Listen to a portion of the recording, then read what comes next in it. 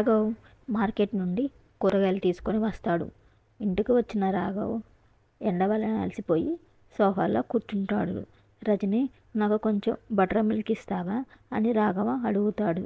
Rajani రాఘవ్కు butter milk తీసుకొని ఇస్తుంది. రాఘవ్ ప్రశాంతంగా బటర్ మిల్క్ తాగుతూ రిలాక్స్ అవుతూ ఉంటాడు.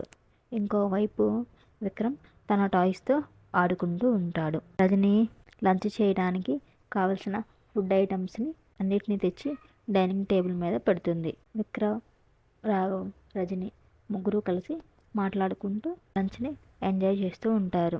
ఆ తర్వాత విక్రమ్, డాడీ మనం టీవీ చూద్దామా అని అడుగుతాడు. లంచ్ తర్వాత ముగ్గురు కలిసి సోఫాలో కూర్చొని మూవీని ఎంజాయ్ చేస్తూ ఉంటారు. వాళ్ళు ఎంతో ఇంట్రెస్ట్గా మూవీ చూస్తుండగా మధ్యలో కరెంటు పోయి టీవీ ఆగిపోతుంది.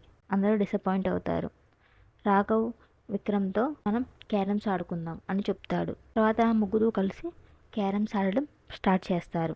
కొంతసేపటి తర్వాత రజని ముగ్గురికి జ్యూస్ తీసుకొని వస్తుంది. అలా వాళ్ళు క్యారమ్స్ ఆడుతూ సమయాన్ని గడుపుతారు. ఇంతలోనే ఈవినింగ్ అయిపోతుంది, టైం తెలియకుండా.